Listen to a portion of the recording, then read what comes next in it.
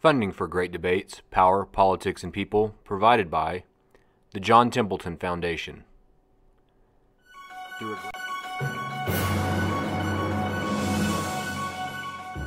Welcome to Great Debates, Power, Politics, and People. This month's topic, the Electoral College, what is the point? With your panelists, Professor Alan Cooke, Rose State College. Professor Forrest Paige, Rose State College. Professor Deb Ferrell-Lynn, University of Central Oklahoma. And your moderator, James Davenport. All right, we want to welcome everyone to this final panel in our fall series of the Great Debates, Power, Politics, and People. Today we're going to be discussing the Electoral College, everyone's favorite institution. And as we wrap up this series for the fall semester, I do want to thank some people for their support. I want to thank the Social Sciences Division Administration, Dr. Ortiz and Dr. Batchoffer, as well as our division staff who provide a lot of logistical support to make this series possible. I want to thank Travis Hurst, who handles the technology side, making sure that our live stream goes out, making sure all the sound works, the video works, as well as Chris Meyer, who heads up the Learning Resources Center here, who helps make sure that we have the facilities to do these and all of the technology that we need to pull these off. I want to thank Greg Moore from McGraw-Hill, who provides all of our refreshments, so the pizza, the drinks, the cookies. McGraw-Hill and Greg Moore provide those for us. We appreciate that. I want to mention Tyler Bailey, our intern for the Political Science Department, who also has been integral this semester to making sure these are successful events. And while I'm mentioning that, I do want to say if you're a student who has an interest in working on this type of project and others, you'd like to do an internship with the Political Science Department, we're going to be looking for an intern in the spring semester, so reach out to me and let me know, and maybe we can set something up for that. I also need to thank both the Institute for Humane Studies and the John Templeton Foundation. Funding for these events has been provided by a grant from the Templeton Foundation that is administered by the IHS, and we want to thank them for their partnership in this series. I also want to recognize some people in the audience. We have Dr. Francis Hendricks, Vice President of Academic Affairs, is with us today, as well as a couple of faculty members from our Social Sciences Division. Professor Arnold Hamilton teaches criminal justice, and Dr. James Hotrick, who teaches history. So we want to thank you guys for being here as well.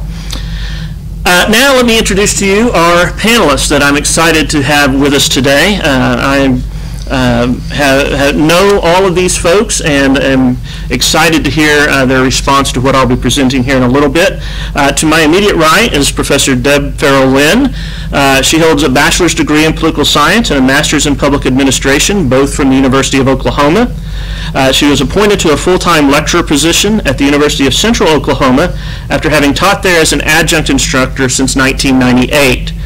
She has taught courses at the University of Oklahoma, University of Science and Arts of Oklahoma, and Oklahoma Christian University. Professor Ferrell-Lynn has served on the Board of Trustees for the Oklahoma City National Memorial and Education and Outreach Committee for a number of years and still serves on the Memorial's Conscience Committee. As a 10-year management employee of the City of Oklahoma City, Professor Ferrell-Lynn has worked in court administration, budget, and personnel departments. She has also participated in the last 13 College Board Advanced Placement Scoring Sessions for U.S. Government and Politics. Professor Ferrell-Lynn received the College of Liberal Arts 2008-2009 Adjunct Faculty Member of the Year Award, and she is currently pursuing her PhD in American Studies with an emphasis on crisis management through a partnership between the University of Central Oklahoma and the University of Swansea, located in Wales, of the United Kingdom. Please welcome with me Professor Deb Ferrell-Lynn. Farther to my right is Professor Alan Cooke. Professor Cooke has been an adjunct professor of political science for Rose State College since 2012. In addition, he's also served as an adjunct at Oklahoma City Community College and Mid-America Christian University. Alan attended the University of Oklahoma and Mid-American Christian University, where he earned his master's in public administration degree and also played basketball. Who would have figured? Wow. Yeah. Professor Cooke was a member of Phi Alpha Alpha, which is a national honor society for public administration and public policy students. In addition to his role as an educator, Professor Cooke owns multiple companies in the Oklahoma City area, including Sooner Roofs, which is a residential and commercial roofing company, and Oklahoma Moonbounce, one of the largest inflatable rental companies in Oklahoma. I was thinking maybe we should one time have some inflatables, you know, that might draw an even larger crowd, huh? You got to do the inflatables as we're debating. Well, you never know, right? There's all sorts of ideas floating around there. Professor Cooke also notes that he is addicted to sushi and crab legs, but is opposed to anything related to sriracha sauce. Is that correct? All right. I'm against it. It's fascist. He is also one of the foremost authorities on Dr. Pepper. So please welcome with me Dr. Adam Bitt.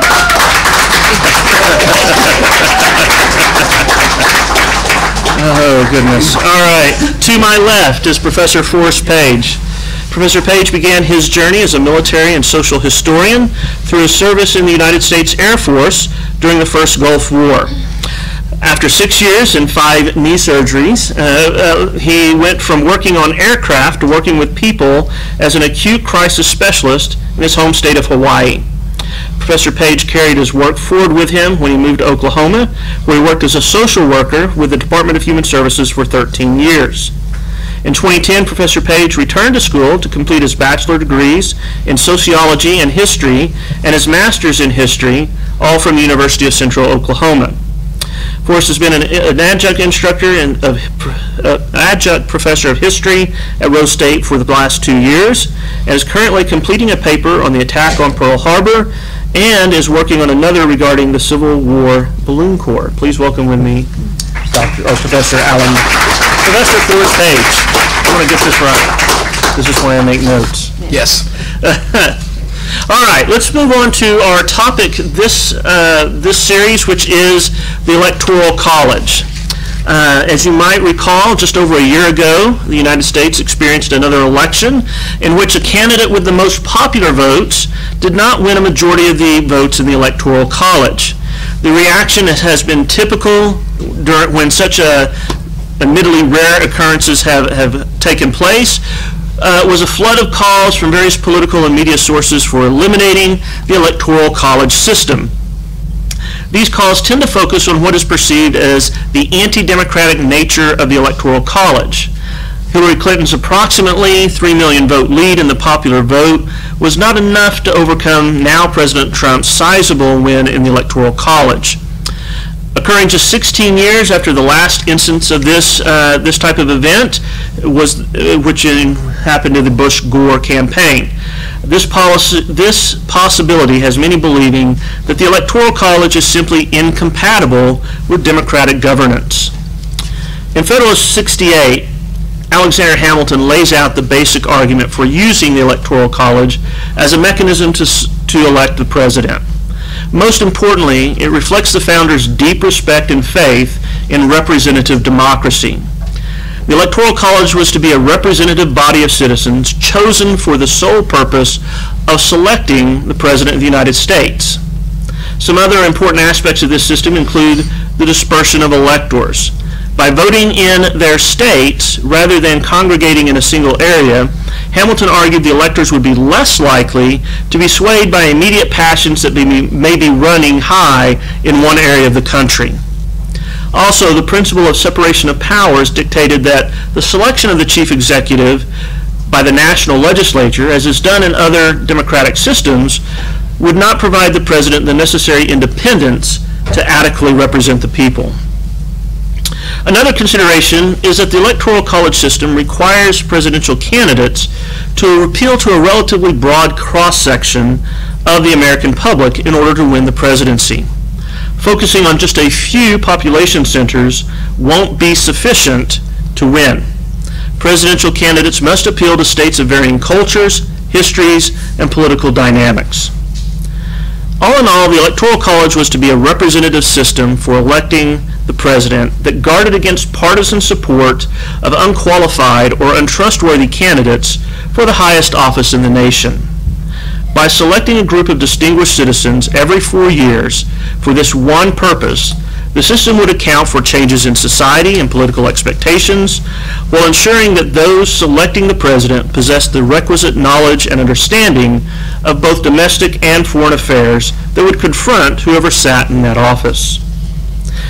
It is also important to note that the Electoral College creates a system in which, rather than having one national vote for president, we have 51 separate votes for president. Each of those 51 is counted separately from one another, although they occur on the same day. However, having said all of that, the fact is the Electoral College has never functioned as it was designed. Rather than being a filter for the popular vote, the parties quickly seized it to fashion a rubber stamp of the popular vote in each state. By using the winner-take-all method, the parties have exaggerated the size of electoral victories, of presidential winners, and virtually eliminated the representative nature of the system. I believe there's a great deal of wisdom in the design of the Electoral College.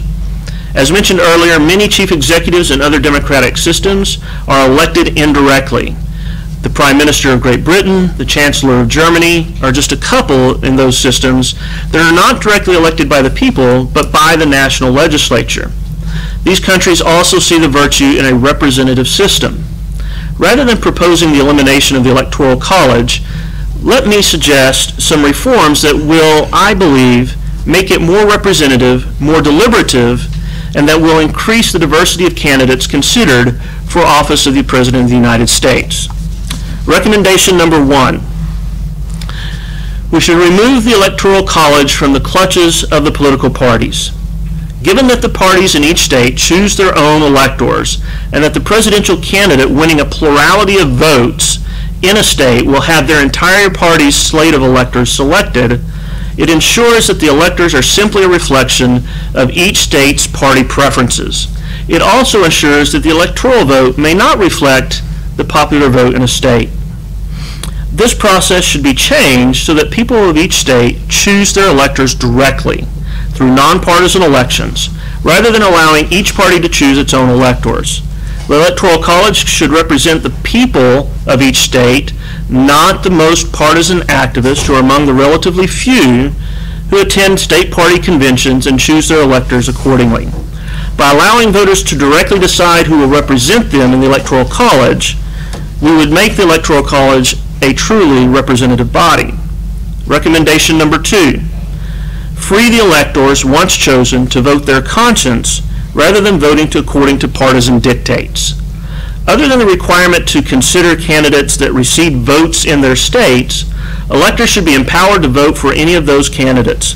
By voting directly for electors, voters will be displaying trust in their judgment in choosing among the eligible candidates. In addition, there should be an expectation of deliberation. Electors should not merely journey to the state capitol, sign a few forms, and vote for their preferred candidate. They should be expected to visit with one another and to try to serve the public interest by identifying the candidate that will best serve the public. Surely, the decision over who will lead the most economically and militarily powerful nation on earth deserves some discussion and reflection once the heat of campaign ads and partisan rhetoric has subsided. Recommendation number 3. Eliminate the winner-take-all nature of the current system. This is not required by the Constitution, and it exaggerates partisan divisions within the nation. While many previous recommendations will not ensure the Electoral College vote always aligns with the popular vote, a position I, by the way, don't think is essential, this provision will at least ensure that the Electoral College vote is representative of the popular vote. Again, if the electors are chosen by the people for the single task of electing the president, and those electors take their role seriously, by deliberating and discussing the alternatives amongst one another, and by reflecting on the preferences expressed by voters in their states, the satisfaction of their choice will increase beyond what exists in today's system. Removing party control of the system, providing electors flexibility in their votes, and ending the winner-take-all system would give us a presidential election system that would not only adhere to our democratic principles, but also our Republican roots. One further benefit would be that this system, because of the direct election of electors, could open up the possibility that more than just major party candidates would have a chance of electing or receiving electoral votes and possibly a real consideration for president. This, too, increases the representative nature of the system, making it more reflective of the political diversity within the nation.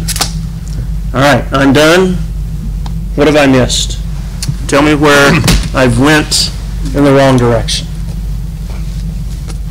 Me? Yeah, go ahead. All right.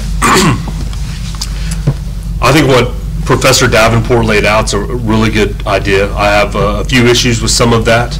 I think proposal number 2 could lead to corrupting of the electors themselves. But one thing he said that kind of frustrates me a little bit, because I've heard this nonstop for the last year, is that Hillary Clinton won the popular vote. No, she didn't. She didn't win the popular vote because no such thing exists. So how can you win something that no one else was competing in? So I understand what Professor Davenport was saying, and that's the general consensus, but neither candidate went into that election thinking that this was a popular vote. They went into the election, and let me explain this because I think this will help you understand my position, but both candidates went into that election knowing it was an electoral college, that they needed to win states, and not just states, but a coalition of states. And you can't just win states in the South, you can't just win states on the West Coast, you have to win a coalition, a variety of states from all across the United States to win the Electoral College, and I think that's what's brilliant about it. And so they campaigned accordingly. Had they gone into the election knowing it was a popular vote, they would have campaigned very differently. And there's just absolutely no way we could know who would have won that election. And to say that Hillary Clinton would have won, or that she did win, is a little bit disingenuous. It's kind of like me saying, you know, the Houston Astros won the World Series. And the Houston Astros and the LA Dodgers both went into the World Series knowing they had to win games to win that, kind of like you have to win states in the Electoral College. And so Houston won. They won the most games, so they won the series. But I kind of like the LA Dodgers, and technically they had more runs than the Astros. So I'm going to say that the LA Dodgers won the run battle, which doesn't exist, but I'm going to say it anyway, that they won the run battle. So even though the Astros weren't competing in such a contest, I'm still going to say the LA Dodgers won that. That doesn't make sense to me. So it'd be unfair to put an asterisk next to the Astros World Series win and say you won, but the Dodgers won the run battle. That doesn't make sense. And I think doing so in the presidential election doesn't make sense either. Saying someone won a contest, a popular vote, which doesn't exist, and neither candidate competed in, doesn't make sense, because we have no idea who would have won a popular vote. But in general, I like the Electoral College. I think it, and I may be the most pro-Electoral College person on the panel, but I think it makes candidates win states. It makes states matter. It makes certain states in the United States, in rural states that candidates would never go to otherwise in a popular vote, it makes them matter. If we have a popular vote election, both candidates, if they're smart, are going to spend all their time in about 6 states and about 12 to 15 cities in which metropolitan areas live about half the population of the nation. And because of that, most of those cities are on the East and West Coast. The East and West Coast are more liberal than other parts of the country for reasons that we could talk about if we wanted to. And so the candidates are going to tailor their message and their campaign and their platform to meet what the people they're campaigning for want. And so it's going to skew what the candidate, I don't know if I'm making myself clear on that, but I just don't think we're going to get an honest election like we get with the Electoral College. I think it's great that Oklahoma or Iowa or Idaho or Nevada, they matter, and that candidates want to spend time there and court those voters. If Colorado's neck and neck 2 days before the election, and they're either going to get 9 electoral votes or 0, they might go visit Colorado. Donald Trump and Hillary Clinton might have flown out to Colorado and said, man, I'd rather get 9 than 0. So what makes it matter? If it's a popular vote, I'm not going to fly out to Colorado. It doesn't matter. And that kind of goes with Professor Davenport's third point of allocating electors proportionally instead of winner take all, kind of like what Maine and Nebraska already do. Again, that diminishes the importance of a state. Because if that's the case, and I know as a candidate in Colorado, I'm either going to get 4 or 5 of the 9 electoral votes. Am I going to fly out to Colorado and reach those people who live in Denver and campaign and try to get them to vote for me? No, because it doesn't matter. I'm either going to get 4 or 5. But if I'm going to get either 9 or 0, now Colorado all of a sudden matters. A state that in a popular vote wouldn't matter, and neither candidate would probably even visit, it now matters. And so that's why I like this system. I think it's a great system. Or the founder, last point, then I'm done, I'm probably rambling, but the framers of our Constitution were brilliant in setting up checks and balances. And at certain times of history, we've kind of thought we were smarter than the framers. The 17th Amendment, for example, the worst amendment we've ever passed. Horrible. And I think doing away with the Electoral College would be just as big of a mistake and would do away with a lot of the checks and balances that the framers put in place that I think are brilliant. I think it's genius, the way our Constitution was written. So I'm in favor of keeping the Electoral College the way it is, but I'd love to talk more about it. All right. What do we got? You want to go? You want to go? I'll go. Go ahead. Go ahead. Sorry. We'll find it. I am an individual who believes that the essence of the Electoral College, as it applies to representation within the states, is a key aspect that needs to be maintained. A underpopulated state should not lose its importance in the electoral system. And I think that's an aspect that needs to be maintained. However, I would have to disagree with my colleague. I don't think the 17th Amendment was a bad thing. I mean, unfortunately, whether we like it or not, all of those same people that you identified, our forefathers, stated very clearly that this was a government of, by, and for the people. My voting for Hillary or for Trump, I didn't do that. I voted for an unknown individual with unknown leanings, and I didn't really have any say. So is there not then a disconnect between the vote I did for president and the person who's actually going to make that decision? It would make sense that in the linear process that what I would do is still vote for the delegate with the understanding that this is what they're going to do come December when they vote for the president. I mean, I think one of the key things we need to understand is at the time that the Constitution, which Joseph Ellis would have stated at the Constitutional Convention was our second great revolution, was that the populist system wasn't working. The average American did not know what was going on beyond 30 miles of their residence. They were undereducated. It made perfect sense at that time to get an individual who had some awareness and understanding of not just national issues, but global issues to represent these individuals. Remember, the most interaction that a citizen of the United States had with their government was the post office. And then that took anywhere from 6 weeks to 3 months for a letter to go from point A to point B, which also hits that other aspect, the lack of information, the lack of contact with the rest of the country.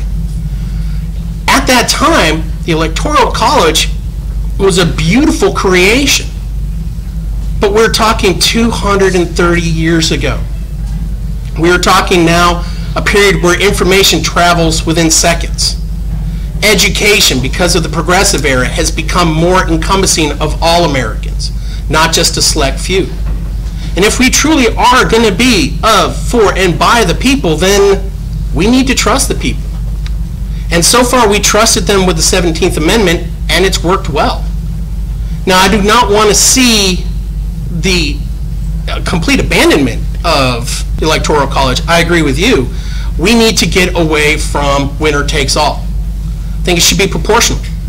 And I think if we do that, we can possibly actually eliminate the delegates and look for a mathematical approach to this. Because I would disagree if I know I can't win Florida, but I might be able to pick up some votes in Colorado, the 3 that I need, or maybe just the 1 delegate that I need. I'm going to go to Colorado. I may actually go to additional states because it becomes more of a strategic operation for my election. I have to look at the entire country, not just the main states that have the most delegates. And again, I'd state if we go to a proportional system, do we really need delegates at that point? And that would be how I'd respond. Okay. Well, I look at it, I agree with both of you on certain aspects, and I agree with Professor Davenport as well, but I kind of take... There's too much agreement going on. But I take a kind of different approach to this. I think we're discussing the symptom of the problem, and the symptom of the problem is that we have a very hyper-politicized system right now. We have an educational system that, while much better than 1789, still only requires 1 semester of American government in most places, and that's in really a condensed format. And we have a lot of Americans who don't know how to watch and process the news they get. We can look at how we are just bombarded with campaign ads, with news. There's a lot of mistrust when it comes to government, when it comes to elected officials, mistrust of the news. So while I think we need to look at the Electoral College honestly and look at what its strengths and weaknesses are, we can't ignore the fact that the people are just as capable of selecting, biased and subjective electors through a nonpartisan system as they are in the regular system.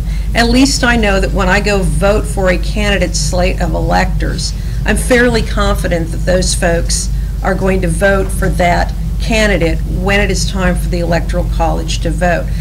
I see kind of a disconnect between the idea of representative government and turning my vote over to somebody who may very well turn around and negate it. If my candidate wins the popular vote in the state, but the elector, whether he's a member or she's a member of a political party or not, decides you made the wrong choice, that's just a negated representative government. That's once again putting a lot of power in the hands of 530 plus people to make those choices for the rest of us. Now, I recognize the Electoral College was put in place to prevent an unqualified candidate or someone who is judged as incompetent, whatever you want to call it in the negative, to do that. We also have 535 elected representatives. We have a Supreme Court and a lower federal court system. It's not as if one person can exact so much damage that it can't be challenged or corrected. We have impeachment and removal at our disposal if we see that a president is violating his oath of office. So really, I don't have a particular problem with the Electoral College. It's worked pretty well. There have only been a handful of elections where the popular vote and the electoral vote have not been in concert with each other in the overall results.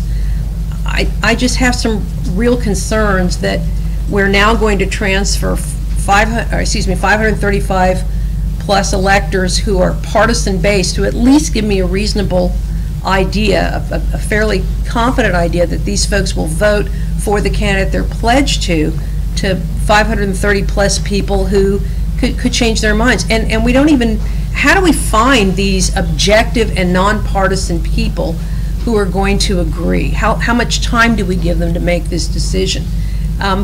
It's going to be very hard to find this small number of people who are going to be able to divorce themselves from their political views. And I don't mean bias in a bad way. They're not, they have political views. We all have political views. I don't know how that is accomplishable. And I do like the idea that Professor Cooke said, which is you go into this election knowing what you're getting into. You have to win states, and you have to win them in a certain way. The proportional idea is interesting, but my heavens, the confusion and the complexity of that, I don't think I'd want to be a candidate having to deal with that situation. Another problem is when we talk about giving people that deliberative opportunity to choose candidates when you're not caught up in the frenzy. If I'm not mistaken, political campaigns generally start 1.5 to 2 years beforehand. Why not do a better job letting the American people know here are some places where you can go to get information about the candidates and really learn about them. If we can't figure that out in 1.5 years, that's more of a reflection on our inability as an electorate to become fully educated.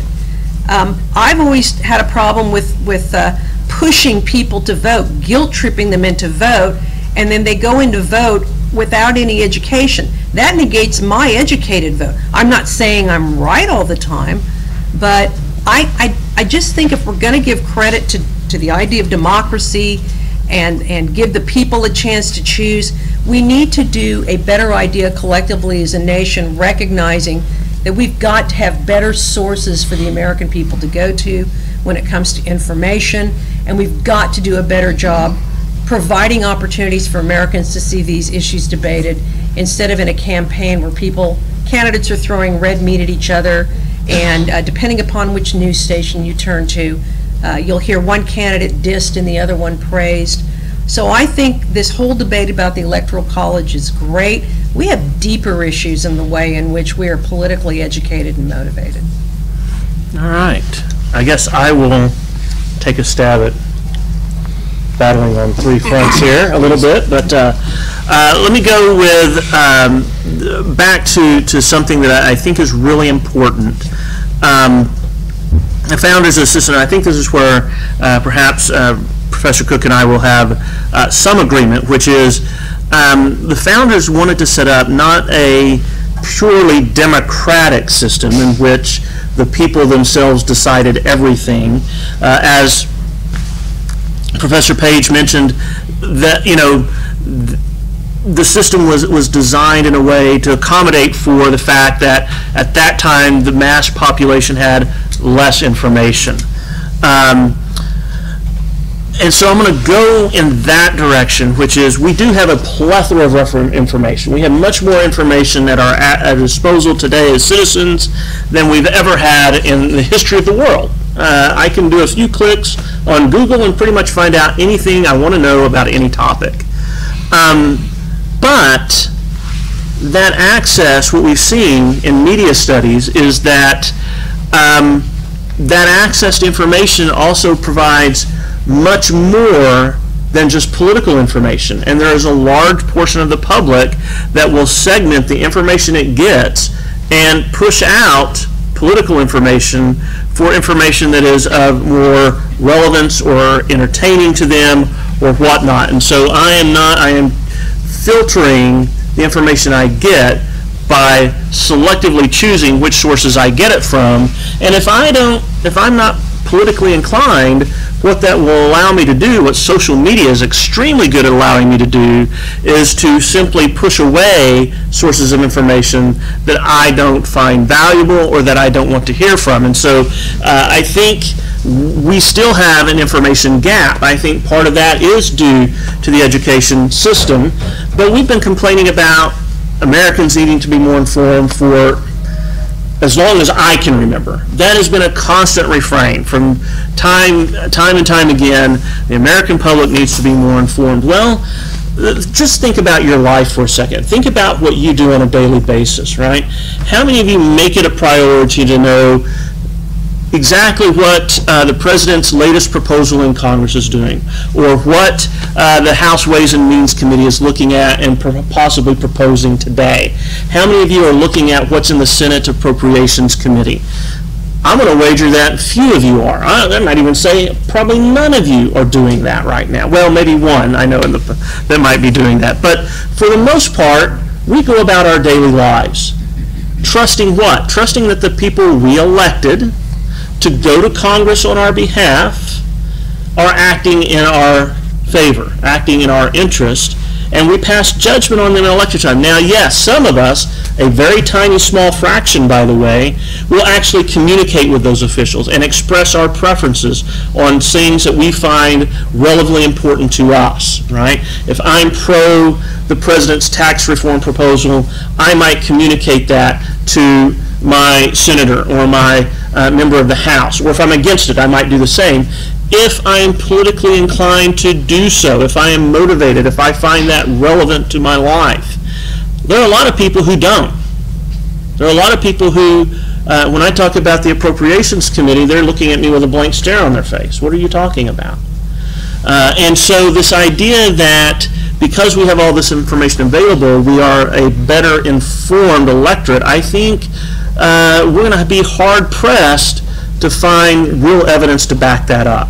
All right, we're still dealing with this, you might want to call it a self-imposed ignorance. You might want to call it a self-constrained, I only have so much time and I'm going to devote it to what I think is most important.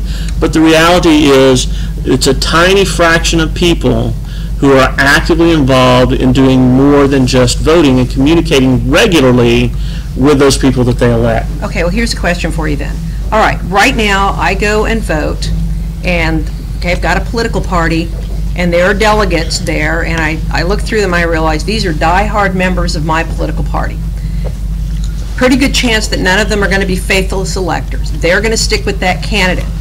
That party is supposed to represent a particular point of view on issues like gun control, women's rights, taxes, etc. So I'm already making a somewhat informed choice by saying I am going to vote for my party's candidate, knowing that these electors are pledged to that person. And I'm going to be really upset if those electors go to register their vote on that day in December and they change their mind and they say, oh, okay, well, you know, we've changed our mind. We've decided this guy isn't the best candidate or gal isn't the best candidate, and they change that vote. But at least I'm making an informed decision. I know these are people pledged to that candidate and what he or she stands for and what that party stands for. Okay. Now let's go to the alternate, which is we the people get to select delegates who are not partisan. If I'm not educated enough in one system, why presume that I'm educated enough in the other system? What all of a sudden makes everyone educated enough to vote for 535 people who are not pledged to a candidate or to a political party and its ideas? What magical transformation just happened to suddenly now make us all qualified to decide? Let's say there's 1,500 electors nationally, and in the states you've got campaigns or you've got panels. Why do we think that the American people are going to spend the time and trouble to find out about these folks, assuming you can find them? And secondly, how do we know we picked the best qualified people? I mean, how did they go about getting us to pay attention as a whole and to decide among them? I just think you're almost better informed if you say, I'm a Democrat or I'm a Libertarian or I'm a Republican or whatever, and my party stands for this, and I trust that these electors pledged to my party's candidate are going to honor their responsibility to that candidate, and that to me represents my vote. And I would hate to be one of the electors in that system that you're talking about, that are just elected and then free to do what they want. They're not going to be able to lead a normal life for several months. They're just going to be, I think there would be corruption. I think there would be dishonest agents who enter their life and try to persuade them. Maybe. I mean, Larry you know Flint. what I mean? Larry Flint, yeah. Remember that? Yeah, we would have to like make these people anonymous. I don't know. Maybe we could do that kind of system where, I don't know. I guess that wouldn't work either. But if everyone knows that John Smith, who lives in Edmond, is now an elector in Oklahoma, he's not going to be able to leave his house without people trying to influence him over the. Y'all see what I'm saying? Maybe I'm wrong about that. I would agree with you. It's kind of like that movie where it comes down to the one voter for president with Kevin Costner. You remember, like 10 years ago, and his life is just I think that kind of be like the life of an elector for 2 or 3 months. But I think from what you're saying and what you're saying, what we're saying then is, okay, it's flawed if all of us vote, and it's flawed if we pick one person to represent 5,000 people votes. There is no easy answer, but I would, to be contrary, I would then ask the question, what is it to be an American citizen? We must acknowledge that to be an American citizen, it's a form of advanced citizenship. We are required to be informed citizens, to make informed decisions. I still have to be informed if I'm going to now choose my delegate. How is that any different than my being informed about the president? Because the same tactics that cloud our understanding of politics when it comes to senators or representatives or the president, won't that then still apply towards the delegate if I get to choose my delegate? I mean, I just, for me, it keeps coming back down to it's the responsibility of the people. But this is a complex situation because, as you pointed out, there are systems that pull us in various different directions, as you stated, that they pull us away from the political issues and get us intertwined with our familiar when that really has nothing to do with the process. And this is the manipulation of politicians and political parties, because what is their goal? Their goal is to get elected. And we become the unwitting patsies for this. So no matter how we carve this, it still comes upon the American citizen to be able to realize the whole picture, whether it's going for the delegate or if it's actually voting directly for the president.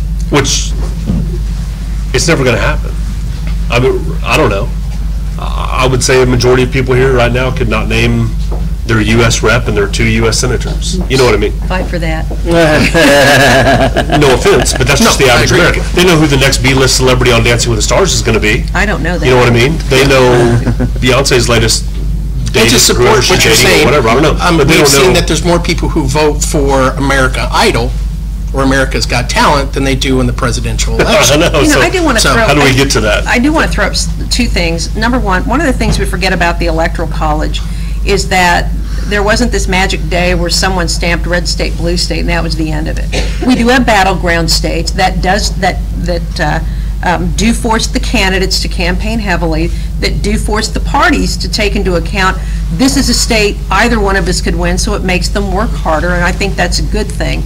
But clearly there are some states that short of some cataclysmic event are going to stay red or blue. I mean, Oklahoma's red. That's not going to change in my lifetime probably. California's blue, same thing. But we still see some fluctuation. I'm going to give the American people a little bit of a prop here. We have way many more issues in 2017 than we had in 1789. It was much more complicated. It's overwhelming. I mean, I teach this stuff for a living, and there are days when I am not going to watch the news. It's too much. I don't want to think about it. We have lives. You have studies. You have relationships. Some of you have issues in your family right now. I don't know a family that doesn't have an issue. There's an awful lot that taxes you mentally, spiritually, emotionally, and physically just in your lives. And so I think to just simply suggest that the American people have failed in their roles as citizens, and I agree, citizenship carries with it a heavy burden. I think we also need to recognize that sometimes it's just almost too much.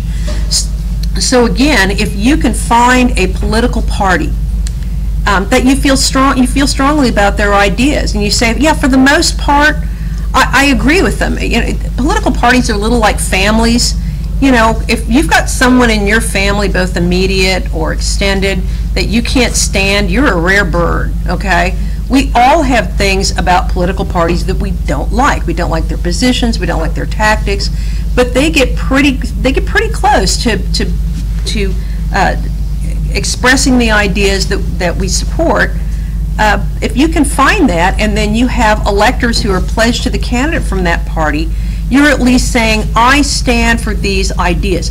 I know people who did not vote for Hillary Clinton and Donald Trump. They voted for their ideas. They were willing to hold their noses and say, I'm not crazy about this candidate, but I share more with this candidate's views, and also I'm trying to engage in damage control in some respects. But that was at least a little bit more you could base your decision on than an unknown elector who you don't have an opportunity to develop trust with, you don't really know, is this an honest person, you know? We have had electors who were blackmailed. Larry Flint of Hustler magazine did offer people money to dig up dirt on the electors who were pledged to Bush. That's scary. And the same thing happened again this time. And I think he dropped it only when people said, it's getting dangerously close to blackmailing people, the threat of having their past exposed. We can find out who the electors are now. They're on the ballots, you know, so we can go after them. I don't think we want to have electors who work in anonymity. That lack of transparency is a problem. I guess over what I'm trying to say is I don't really have a love or hate for the system. I think it works about as well as it can under the current system and the situation we live in. I think we do, however, have a lot of problems as a citizenry when it comes to just the hyper-political nature. I mean, if I read one more person who immediately jumps at this last election for everything that happens in their lives, I'm going to scream. I mean, our lives cannot be so embroiled in what happened in the election that we have to relate that to everything. It's really distressing to see that in people. They can't function without, screaming at the sky over the election. I've never seen anything quite like that before. So I'm not ready to throw the Electoral College out because of the positives that it contains among its weaknesses. I want to address this idea of the representation of the Electoral College. You made a really good case, I think, for the system as it is, as the electors who represent the party selects them, they represent the people who voted for that party. This is my whole contention, though. Those electors should not be representing a party. They should be representing the people of the state, right? The people who select those electors, as it stands now, are the most partisan that we have in our population. They're the ones who actually attend the state convention, who actually take time to vote and spend that time voting on these electors. That makes them obviously quite partisan. I would much rather have a system in which I would be trusting that the elector is elected to represent the voters at large than a single party. Also, you add on top of that the winner-take-all nature, and you do have this issue that by winner-take-all and by those people representing a single party, you have in some way negated the votes of anybody in the other party that voted, right? Their voice is now, from that state, is now eliminated from any type of imposition into the Electoral College vote. I think that's a problem.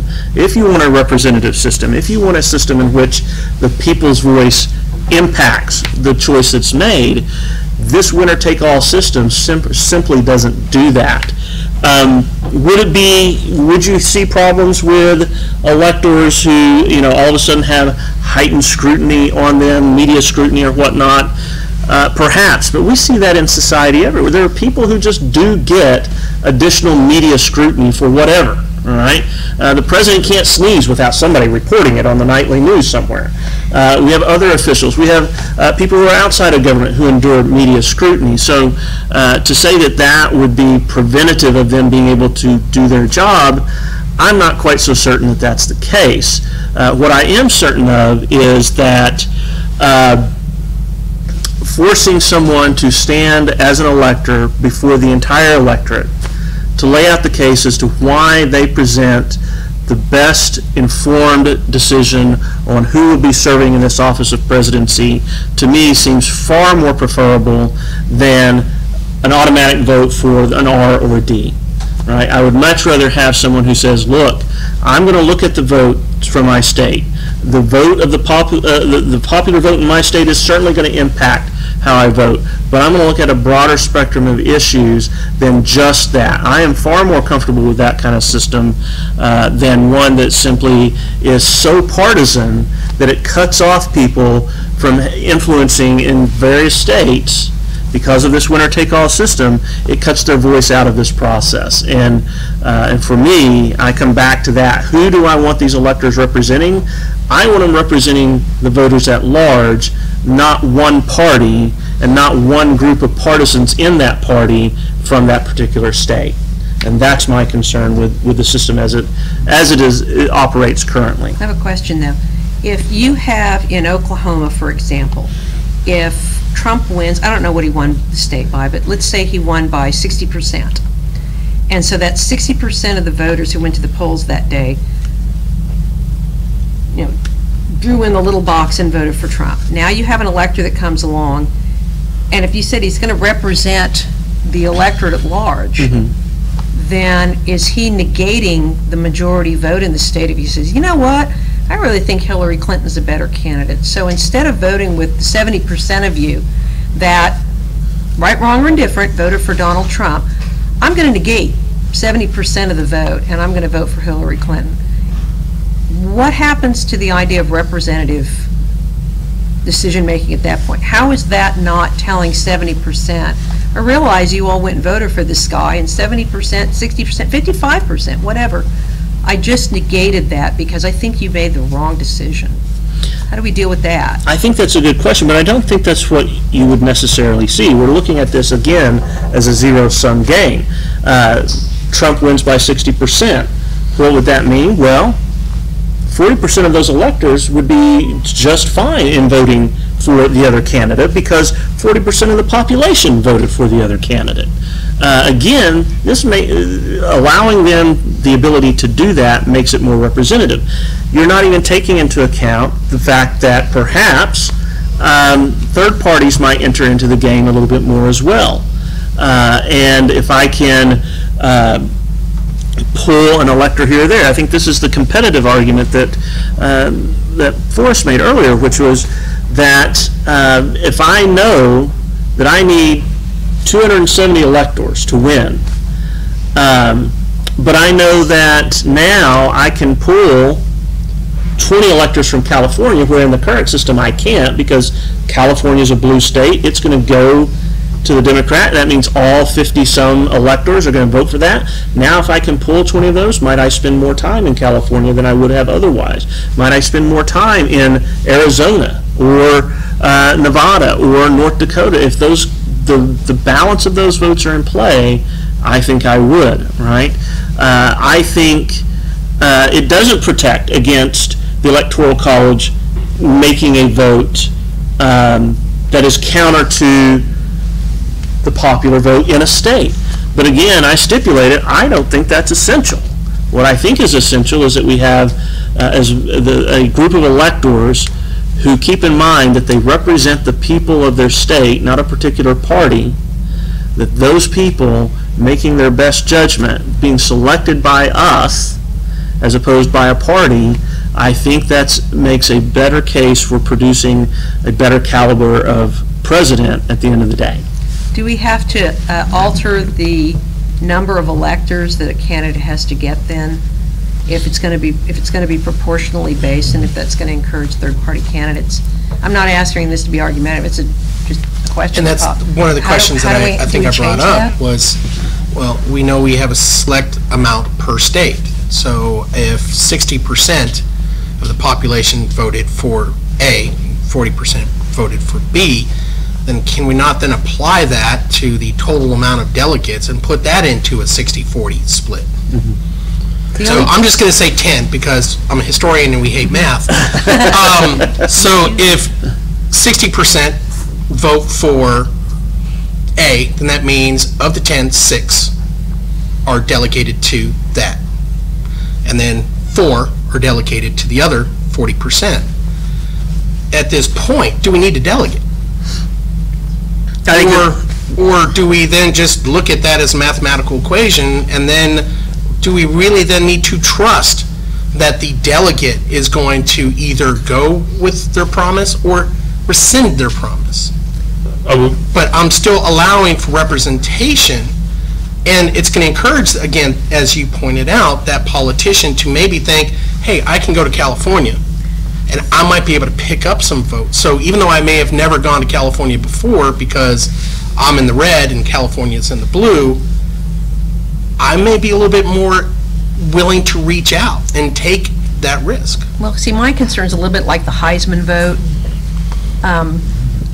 It's how many first place and second place votes you get, and if we start doing the Electoral College proportionally, and especially if you start getting third-party candidates in there who can now start picking up some electors because it's proportionally cut up.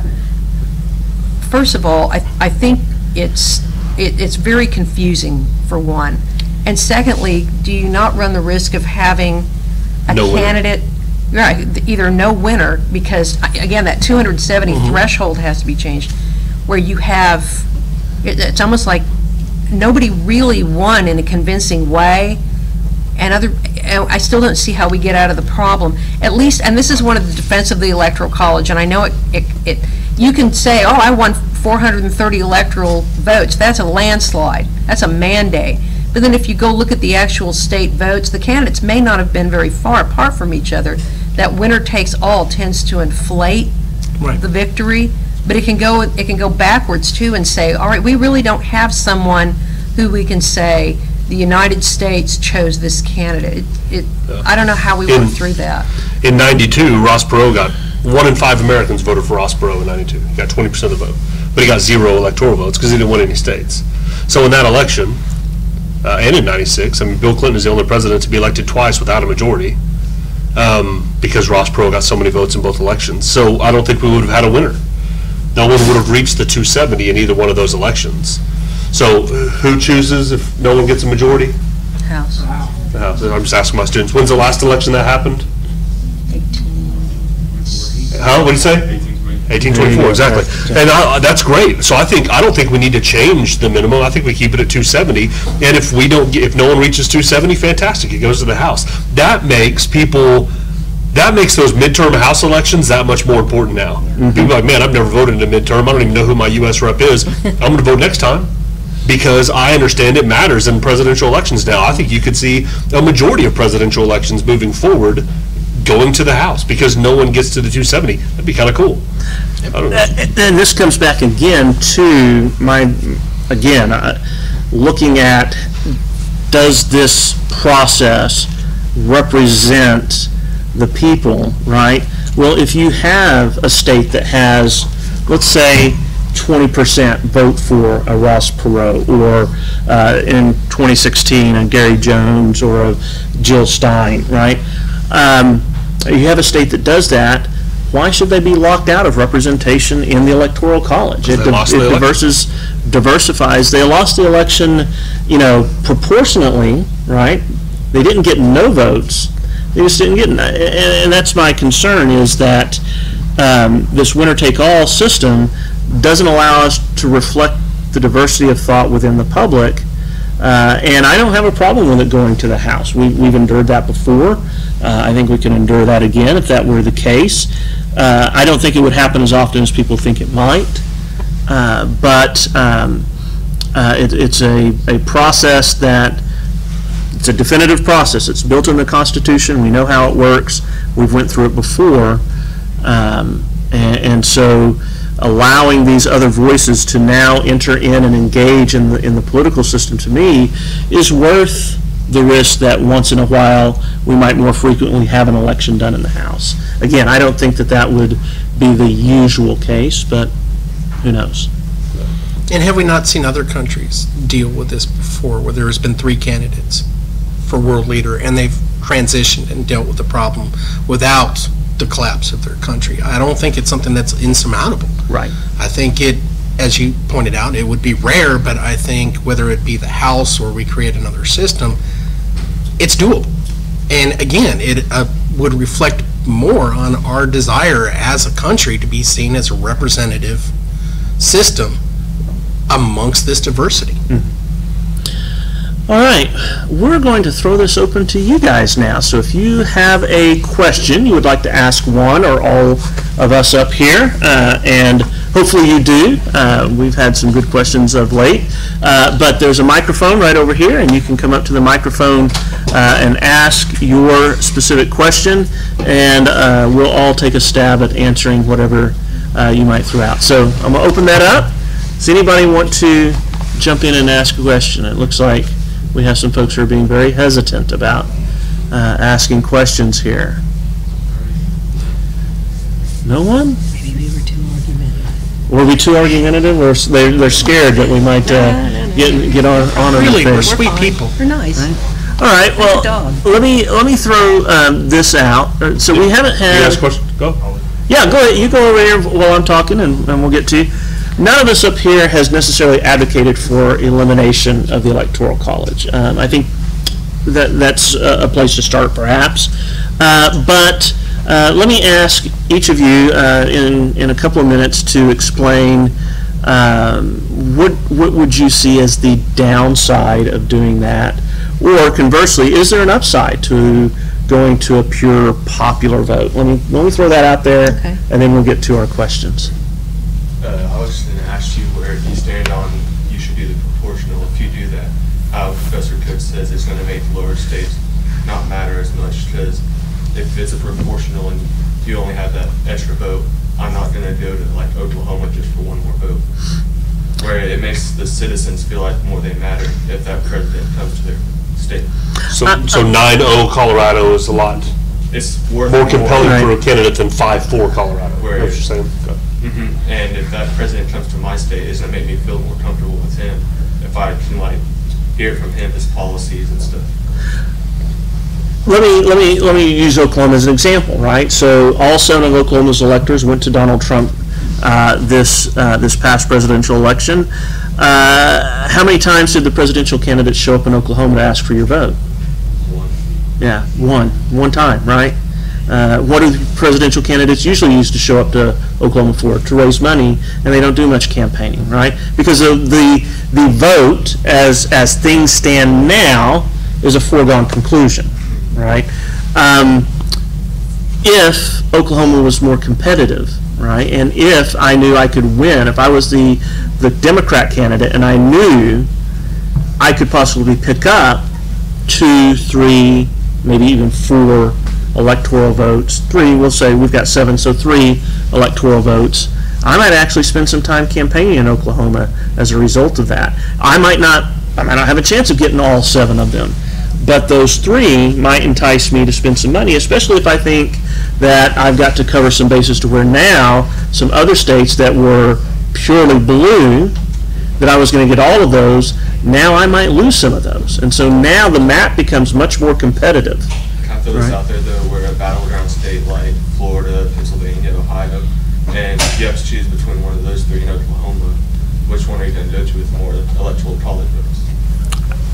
I think that would change with each election and the dynamic of the candidates, right? The reason some of these states are what we call swing states is because they don't reliably go with one particular party's candidate consistently. And so from that perspective, that dynamic's still going to be there of where this might lead. That's my impression anyway. Thank you. Yeah, good question. Thank you. We've had several people come online and do the live feed and have been blowing up my phone with questions. Oh, nice. All So right. we got plenty of questions here. So first question is for Professor Cooke from Wade Bozeman. It says, in this day of constant instantaneous info, how do you support your assumption a candidate would only campaign in a few states or cities? How? If it was a popular vote, I think He was smart. I mean, half the population of the U.S. lives in about 7 states and about 15 cities, metropolitan areas.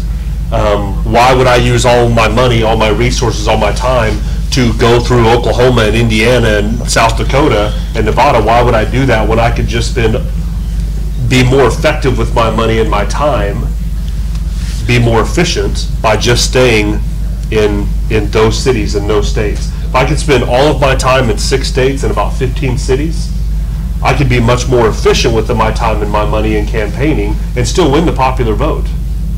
So that's what I would think. If it's a popular vote, why am I coming to Wichita, Kansas? It doesn't make sense. It's a lot of time and money to maybe just get a few votes where I could spend that time in LA. I think this question pertains more to like for messaging, text messaging, FaceTime, social media, stuff like that, campaigning more towards that versus physically going to the state. So I think that was more related to the question. Okay, no, I understand. That's great, and social media is a great way to campaign, but at least it hasn't proven to be the most effective way yet. Otherwise, Hillary Clinton or Donald Trump, who paid hundreds of millions of dollars and had campaign gurus running, I mean, that's what all they would have done. They still understand that being in person and holding rallies is still very effective. Yeah, I'm gonna right on what he was saying there, which is we haven't seen social media produce votes like these other things that are on the ground, right? Yep. Direct campaign initiatives. Social media, the internet's really good at raising money. It hasn't translated into producing bodies at the polls like it has at raising money, and so. And it may in the future, but. It very well could, but right now we don't have anything that's showing that per se. You know, can I add one? Yeah. One other thing that we haven't talked about is what happens after the election is over, and how does that affect, if you do away with the Electoral College and you have, as you say, a few states and a few large urban areas to consider, is that the campaign doesn't end, or the politicizing doesn't end with Election Day. There's still issues that the President and Congress are going to have to face, and one of the concerns about going to a popular vote is that the President and his party or her party in Congress are going to focus on policies that are going to benefit those urban centers and encourage other people to vote with those urban centers. So it's not just the President, it's the overall activity of governance and federal assistance to states and cities and trade policies and things of this nature that some have argued will be used to benefit those large population areas in order to get and maintain their support in the future. Okay. We'll have one more from there, and then I think we have someone who's also wants to ask a question here, so go ahead. The second question was for Professor Ferrell-Lynn. It was, how do you think gerrymandering has affected both the popular vote and Electoral College?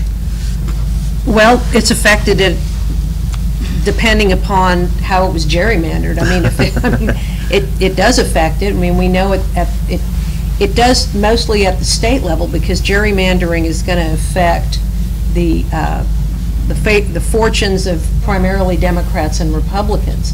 So we're really talking there about the representatives in Congress and at the state level. That's what gerrymandering affects, because if it's you've got a majority of your party in the state legislature, they can gerrymander in such a way as to affect their fortune in the future. I had an uncle who was a state senator in Oklahoma, and his party lost, or he lost his seat in very large part because his district got gerrymandered in favor of the other party. So I think that mostly affects elected lawmakers. I don't know that it affects the Electoral College as well. Yeah, I don't think it would affect the presidential election at all.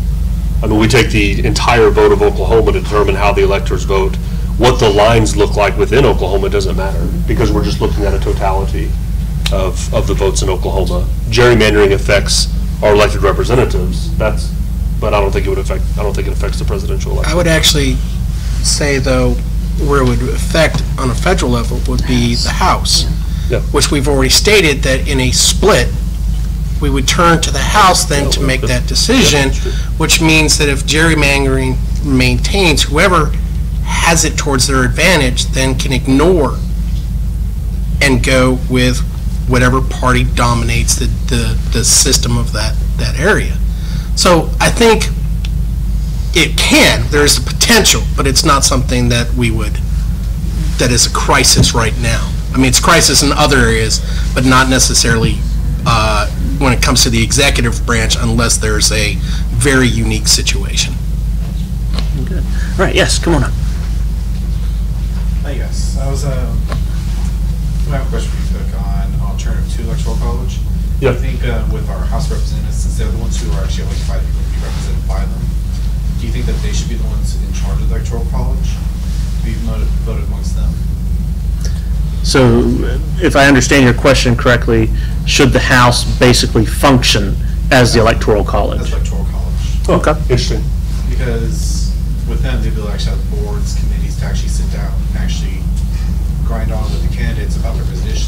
instead of us having more mudslinging. Nah, they wouldn't care about positions, and they would vote politically. But that's a really good point. So we have 535 members of Congress, 538 electors, because 3 for DC. Yes. So what if we just let Congress be the Electoral College and have DC's 3 non-voting members of Congress be included, and then we just let them decide? That's kind of an interesting Because the other reason, because now those House and Senate elections matter a whole lot more than they did before. Because the other thing is also now it gets our people more society now more involved into actual Absolutely. elections, because now we actually would know who our House representatives are, who our actual senators are, and now we actually know these guys actually are important now for our actual executive branch. And if we repeal the 17th Amendment, and so state legislatures actually now select U.S. senators, now not only do we know our U.S. reps and our U.S. senators, now we know our state reps and state senators.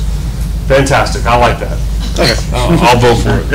Well, and I think I'd just like to point something out that, though I disagree with him on the 17th Amendment, I think it is critical because there's something that I think we all need to understand. The president is not the end-all, be-all of our system. Our forefathers created a system of checks and balances. The power is within Congress. Ask individuals like Andrew Johnson and at this time, Trump, who are seeing Congress override much of his power. I mean, our Congress is where the seat is. Unfortunately, we spend more time focusing on the president in this misunderstanding that he has the power of king and never actually applying our focus on where the power is, which is in the House and in the Senate. Doesn't matter. President Trump, or if it had been Hillary Clinton, can come out and say, I'm going to do X, Y, Z. That is a moot point if Congress then turns around and says, no. So we need to focus, and to some extent maybe that would endear Americans to spend more time focusing on what really matters. The president is the check. He's the check and balance. He's part of that system, but he's not the seat of power. The seat of power is a couple miles down the road. So. True. Okay. Sweet. Good point. What would you think of the idea of, instead of just saying either a popular vote or the Electoral College vote, you found a way to combine both of them? It's kind of like, and that's what I'm trying to. It's kind of like when you guys decided where to go to school. You had to look at a number of factors. You had to look at any type of standardized test score. You had to look at your GPA, and then you also had to look at what you could afford. But it wasn't just a, all right, it's a test of strength. Do you get into Rose State or not? It was a multiple factor. So why not work out a formula that takes into account winning the Electoral College, but also takes into account a percentage of the popular vote? Would that not make it? And that's kind of what I thought I was proposing, was kind of a balance, and I thought what you were proposing also was a balance between a popular vote percentages kind of formula we could work and well, proportional allocation of electors would be the balance, I think, the easiest. Yeah, and that's kind of what I'm trying trying to push. Okay. Interesting. All right. Now, I do want to, this is Pam Pollard. Pam is the chair of the Oklahoma Republican Party and saw one of our advertisements for this and decided to come out. And so I want to thank her for being here. So appreciate that.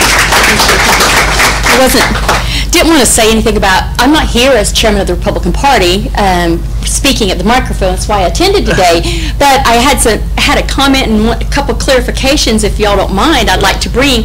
I've been involved in the political side of the business, we call this the business side of our party, for over 20 years. I've been to 4 national conventions and have been almost every office except for an elector. And I think what's important, it's a little bit about what everyone said, but one reason I decided to go ahead and speak up was what this gentleman said wherever he was about the House of Representatives possibly being our electors. And as somebody in politics, I am in this because of you and because of us. We're the citizens, we're the voters. We are a democratically elected republic form of government in that everyone gets a vote to send someone to represent them. And to me, the worst thing for the power of the people and to feel that the people are part of the election, especially the election of presidential process, is to put that power in the hands of the House of Representatives. They are there to write legislation, not to decide who our president is. We vote for our president, and then we send our representative to cast that electoral vote at the Electoral College. And then to what, and all of your professors, but our Madam Professor, one thing I did want to bring up on that in 48 out of 50 states, that the presidential electors are bound by law to vote for the candidate that gets the vote that they were there to represent. So if they're on the ballot, it is law. It is, the Republican Party has been working very aggressively to where the law in the state of Oklahoma, which I'm proud to say I helped write after the 2012 election, is that if an elector does go to the Electoral College meeting and they do not vote the way that they were elected to do, because as you know, on the presidential ballot, it has, let's say, Hillary Clinton or Donald Trump's name, it has the name of the elector, so you're voting for that elector to be your representative. If they don't do what you voted for them to do, their vote is immediately taken away from them and is not certified by the Secretary of State, and in that case, the political party is able to bring in an alternate. And if that alternate does not cast the way they were supposed to, not by the political parties, Professor Davenport, we have nothing to do with it. All we do is try to help organize it and ensure the integrity of the process. It's who you guys voted for, because we also have alternates that have been elected as well. And if they won't vote, then we put someone else in their place. And if that won't happen, we as a political party, I will step in by our rules and I will vote. And I guarantee you, according to our internal rules, we vote the way the people said. So we take the choice, and that option is not in the hands of those electors in 48 out of 50 states. It's in the hands of being binding to what you guys tell them to do. And I think for the whole integrity of the system, I had to stand up and say that because, again, your vote counts. I want you as young people to know your voice matters, your vote matters, your vote is counted every time, and your vote is represented every time. And if anything does happen in a political process where your vote is not represented, that's when we hope that you will speak up. We hope you will come and talk to whoever you need to speak with. And in closing, Professor, when you said about educating, I think that's the greatest thing we can do is to, if I had to lobby anything at the Capitol, it'd be making more government and civics classes mandatory. And like the gentleman said here, we may not like math, and I know that we've got 4 years of math you have to take, but shouldn't your future of your government be as important as mathematics and science and everything else? I say that we ought to make civics and history and politics, or government if you want to call it, mandatory for 4 years. And thank you guys for this. It's excellent conversation, so appreciate it. I'll mention one thing where we do agree. I do think just having the House automatically serve as the body of electors causes real problems in this whole idea of separation of powers, right? Now the president no longer represents, their bent is going to be to serving the interest in the House, right? Not necessarily serving the interests of the people. And you look in countries that do it that way, where they have a prime minister system or whatnot, that prime minister is much more tied to the controlling party of their legislature than our president is tied, even to their own party. And so I think to maintain the independence of the president from what institutionally is the dominating power of Congress, it's central that if you're going to have an intermediary body selecting the president, it shouldn't be a body of Congress. That's my opinion. We have another question? Actually, can I point out something? I appreciate what you said, but there's one catch to it. If Oklahoma is a winner-take-all, then 40% aren't heard if they vote the other direction. So not everyone is being heard. Only the large majority is being heard. So I think at that point, that's why one of the things I would go for this hybrid system that would pull popular vote with the Electoral College is to get rid of winner-take-all and allow those voices to actually be represented. I disagree completely. Just because you vote for someone and that person loses doesn't mean you're not represented. Doesn't mean your vote didn't count. It absolutely did count. You voted in a popular vote in a popular election within your state, and you lost. That doesn't mean your vote isn't counted or those 40% aren't represented. They absolutely are. they had a chance to vote in a popular vote for president. Every single citizen of the United States can vote in a popular vote for president within their state. If you're going to have an intermediary body selecting the president, and you're going to knock out whatever portion of voters from having a voice in that intermediary party by saying that the party that wins a plurality, and let's be clear, you do not have to win a majority in the state to get all of the electors of that state.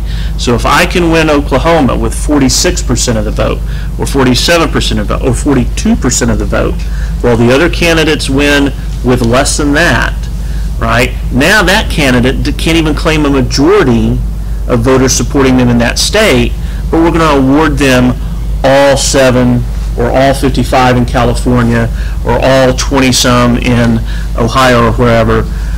Yes. You are locking voices out of representation in that intermediary body. And I think that's problematic, both from a democratic standpoint as well as from just a logistical legitimacy standpoint. What do we got? We got another one for Professor Ferrell-Lynn. It's from Aisha Braggs, and it says, what do you think of the National Popular Vote Interstate Compact? Oh, have you seen that? National? No, I have not. Yeah, What is that about? So, I'll go ahead. Do you want to describe it? It doesn't matter. It's a coalition of states that are basically trying to get around this whole thing. So instead of having to go through the process of amending the Constitution, we're just going to create a coalition of states whose electoral votes equal 270 or more. And they would, once they get to enough states that has 270, they would basically say, okay, from now on, all of our electors will be pledged to vote for the candidate that wins the popular vote. The mythical popular vote. The mythical popular vote. Which now candidates, now that we would basically be going to a popular vote de facto because of this, they would now run very differently and campaign very differently, just like Hillary and Trump would have in 2016, and we have no idea who would have won that election. But that's what that is. And so I think it's evil, and I hope they fail. I think if we want to change our system of government and the way we do things, we should amend the Constitution. I don't think that we should have certain people in power and influential people in a few states be able to decide, hey, even though half the states didn't agree, because you can get to 270 electoral votes in, what, 8 states, 10 states? Almost. I mean, California's, you're a fifth the way there in one state. So I don't think it should be these 10 or 12 states get together and say, you know what, we're going to start deciding the presidential election. So I hate the idea, and I hope it fails miserably. You want to, since the question was to you, do you want to add that? No. I had completely forgotten about that. But it kind of reminds me of what happened during the Bush v. Gore election. There were people in states who were vote swapping. Mm-hmm. You know, in order, people who would vote for, who supported Nader, but would vote for Gore in Oklahoma or in other states, not necessarily Oklahoma. That was a Bush state. But what they would do is they would try and influence the Gore people or the Nader people to vote for Gore in states that could maybe chip away at Bush's lead, and the people in California who were voting for Gore would vote for Nader in the hopes that he would reach that threshold to qualify for federal matching funds or to get on the ballot for next time or something. So you start seeing all these configurations that go around people trying to gimmick the system, and it's a little distasteful after a while. And I think that no matter what system you have, you're going to deal with some of that a little bit, right? I do think that idea of the compact, that you talk about negating people's votes, right? Under that compact, let's say the state of Oklahoma, again, went for Donald Trump, right?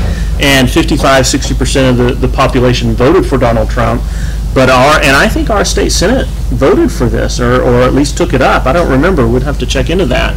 But the state Senate, the popular vote, again, the mythical popular vote, went for Clinton, right?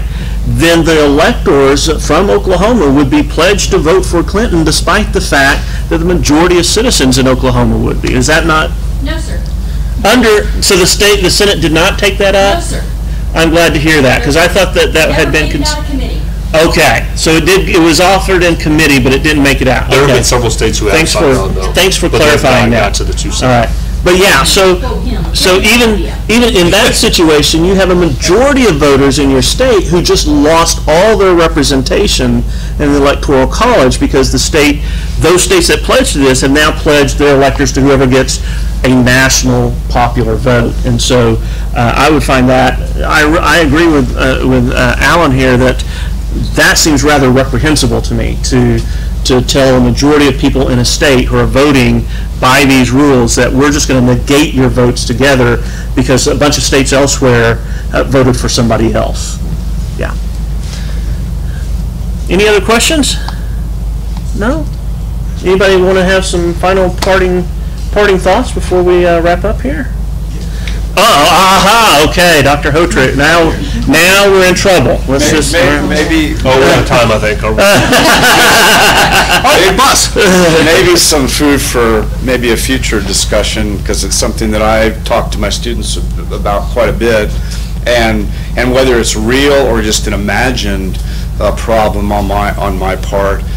But I've been alive for a long time, longer than most everybody in here. But it seems. Politics has always been contentious in the United States. You can go clear back into the election of 1800. It's always been contentious.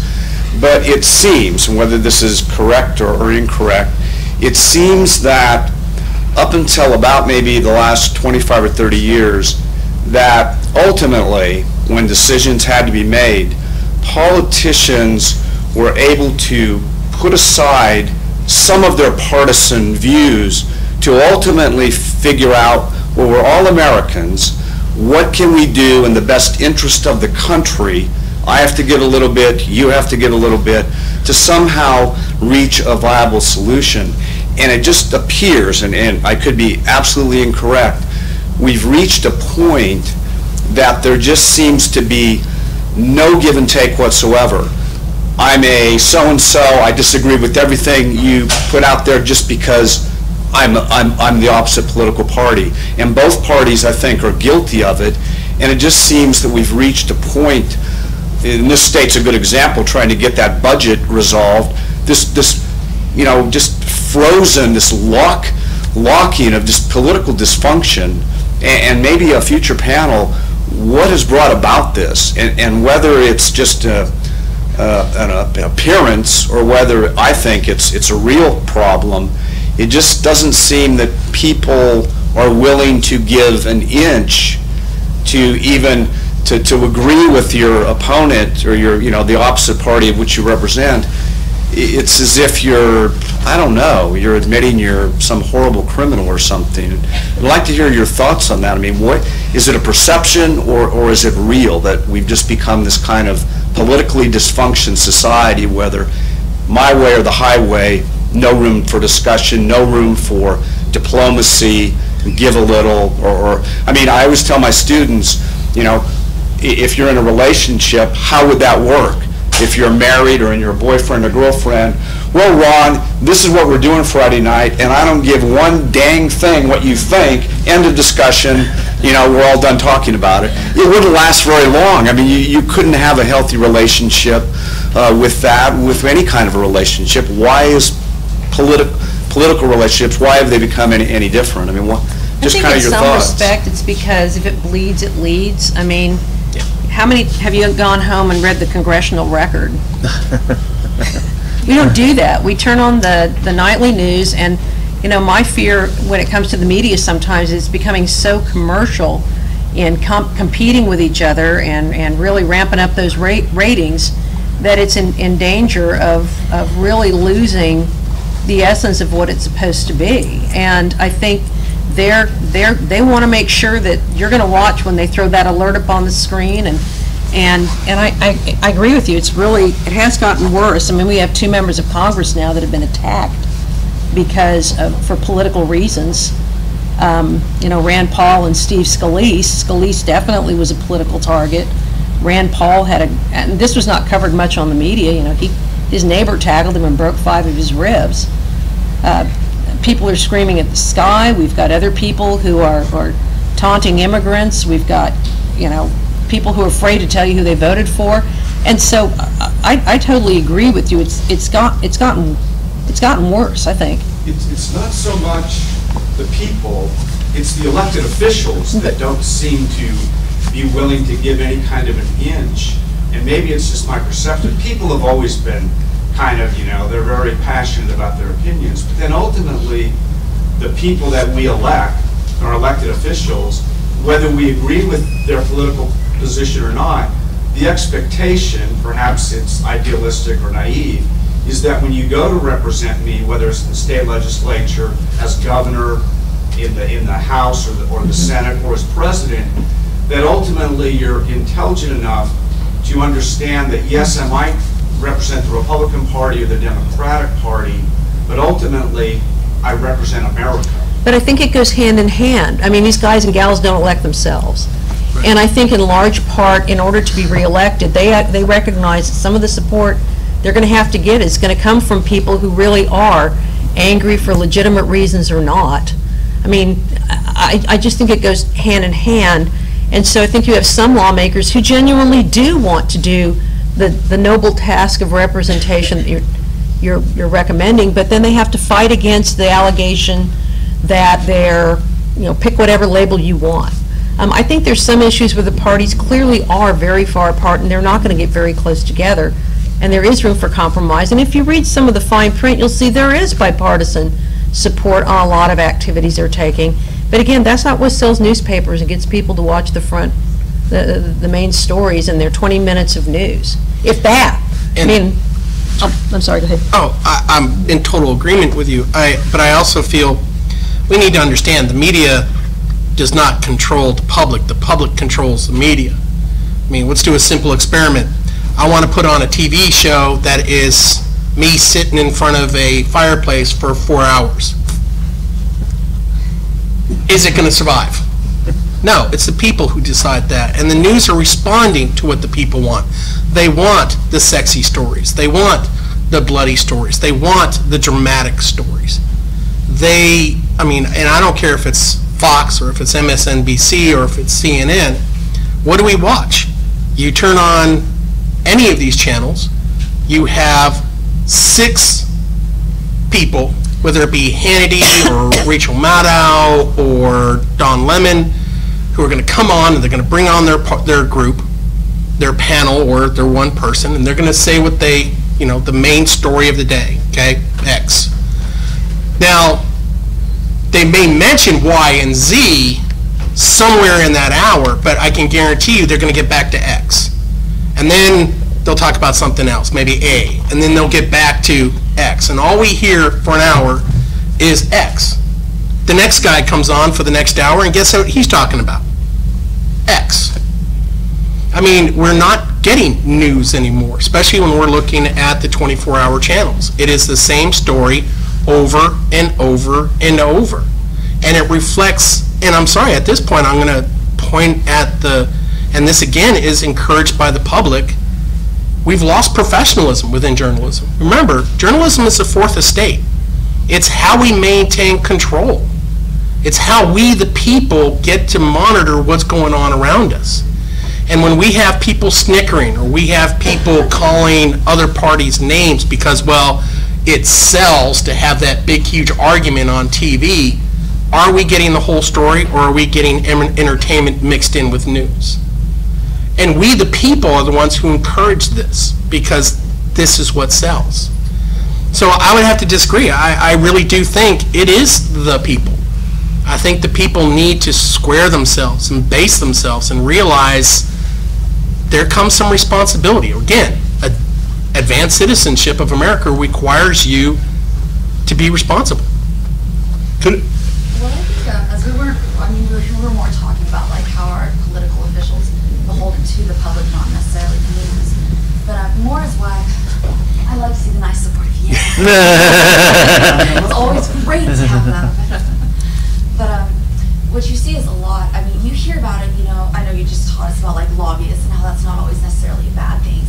But you hear about, you hear like the Cooke brothers, you hear about the literally billions of dollars behind our presidential campaigns, our oil and gas companies behind our state legislature. And so when you have people who are asking, why are we not having teacher pay raises? Why are we not compromising on things that everybody in the state, everybody in the nation wants things to happen? Well, it's because a lot of times it's because you have that money in politics. If you're not beholden to the people's interests, why are you beholden to corporations' interests? Why are you beholden to more so the money in politics? It's more of a, we've kind of become less of a representative democracy nowadays. That's a good point. Man, I would love to talk about those. Oh man, we just don't have time. Can we stay 4 more hours?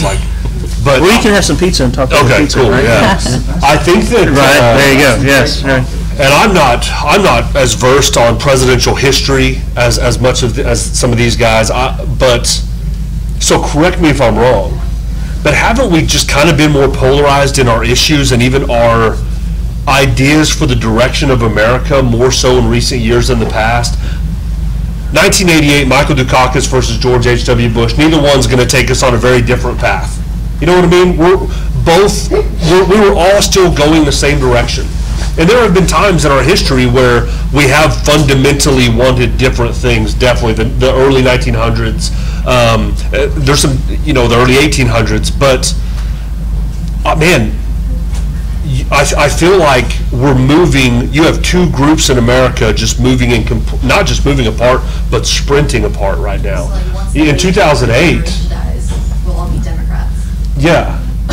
Do what? Once the baby boomers die, it'll just be liberals in America. You think? Oh no. No way, not at all. That's a whole new conversation. It's always the baby boomers.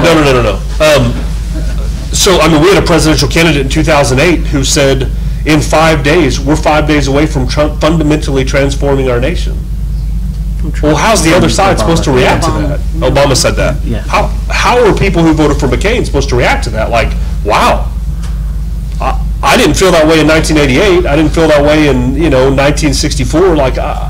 I didn't feel that way. Now, we had a major candidate, Bernie Sanders, in this last election that wanted to transform America. And I think that we are so polarized right now in our vision for America, what's best for our country, that I think that manifests itself. And that's why we get candidates like Bernie and Trump or Hillary and Trump, two just complete opposites. Gone are the day. I think the last, this is totally opinion and a lot of people would disagree with me, but I think the last candidate I'm not even going to say it. But I don't think we have the candidates from the past who had the experience, who had, they were in Congress for 30 years and then vice president for 8 years, and now I'm running for president, and I was a general in World War II, whatever. Now we have in 2020, it's going to be Oprah versus Trump. That's what we're going to have. Mark my words, Oprah Winfrey versus Donald Trump. That's what our elections have got to, because the American people were so polarized because there's two complete, you don't believe? You don't think? She said she wouldn't run. I'll watch the Oprah. Oh, she's right. I'll watch, mark it right now. All right, we're going to hold you accountable. We'll find you in 2020 to see. Let me offer a couple of insights, and then we are going to need to wrap up. We can continue afterwards, after we've done here. What's interesting is if you go back into the political science literature back in the 40s and 50s, you know what the big complaint was? There wasn't enough divisiveness. There wasn't enough disagreement.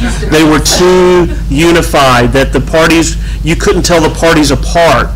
And so today, our complaint is the exact opposite, right? We're too polarized. So, but I do think that's a reflection that something has occurred that has prompted that. This is one of the things, someone mentioned gerrymandering earlier. This is one of the issues that I think gerrymandering we can kind of incorporate here is gerrymandering encourages or allows more extreme elements in each party to get elected because their party controls that district. I can pander to the most active and partisan folks and get elected, and you lose that moderating force that a more competitive election would require. And so I think gerrymandering helps explain some of that. The other part is those of us who pay attention definitely see much more of this, right? So if I was paying attention in 1800, I still might not know everything that was going on and everything that was said. Today, if I'm paying attention, I can see every little snipe and every little comment and every little person who thinks they have an opinion worth hearing, voicing it on social media or some other outlet, and so I get inundated by that more. Some of that was out there back then, but we couldn't see it as much. Today, we just see it much more. So to answer your question very shortly, yes, we're more partisan, and yes, there's a perception issue as well. And I think you're right. This is a great topic that we could do a panel on in the future. Sure. Nothing ever is one thing that contributes to it. It's multiple, but ultimately it's more the behavior just of politicians once they're elected. People, what's that Winston Churchill quote to something? If you just talk to the average person for 15 minutes, it'd be a vote against democracy. but it's the politicians that once they get elected, it just seems like right. But they can't kind of rise above the fray, so to speak, and sort of do you like teaching or something. You try the best you can to keep your own political points of view out of your classroom, at least I do, and try to just present the information, let the students figure out, their stand on all the issues. But it seems like politicians, I don't know, it seems like we've reached a point where I don't get it. It's frustrating. Well, adding to that is the whole issue of why would politicians act in that way? What would motivate it? And the idea is continued elections, and so then you get into the issue of a perfect justification for term limits. If people can't be in Congress for 30 or 40 years, then you've got a limited amount of time, and you cannot keep using your power and your access to resources to win and win and win by playing to this. Maybe playing on the weaknesses of the people, quite frankly, if they're acting in the manner in which you said. And we're going to have to leave it at there, at least for the broadcast section of this. You're welcome to stay and visit and pelt our panelists with questions on the side, whatnot. I want to thank everybody for coming out. Thank you for some great questions, both in the audience and folks who are watching online who threw out some really good questions as well. Thank you to you guys for being willing to come up here and tell me how I don't know anything what I'm talking about. And I have some things for you guys, so don't run off here in just a second. And with that, we'll close. For Great Debates, Power, Politics, and People, provided by the John Templeton Foundation, through a grant from the Institute for Humane Studies. Facilities provided by Rose State College Learning Resources Center. All right, you're graduating. Your parents are proud, you're relieved, but now what? Where are you going? How about a college where you won't get overwhelmed and still get the full college experience? Great. Let's start at Rose State. Rose State starts you out with a choice from more than 60 degrees and certificate programs. And Rose State offers compelling value in its 2-year degrees. Consider the Rose State graduate feedback in a recent survey. 95% of recent Rose State graduates are employed. 95% would recommend Rose State to a friend. And 97% would get their associate degree if they had to do it all over again. But don't worry, students at Rose State are so much more than a number. We'll help you along the way. With smaller class sizes, you can enjoy a hands-on academic lifestyle with a friendly, engaging, and experienced staff. With Oklahoma's first urban community college housing, you can live on campus and enjoy a bustling student life, from sports to an award-winning performing arts center. But at the end of the day, it's all about you and where you want to go. So what are you waiting for? Get started. Rose State College. Going somewhere starts here. All right, you're graduating.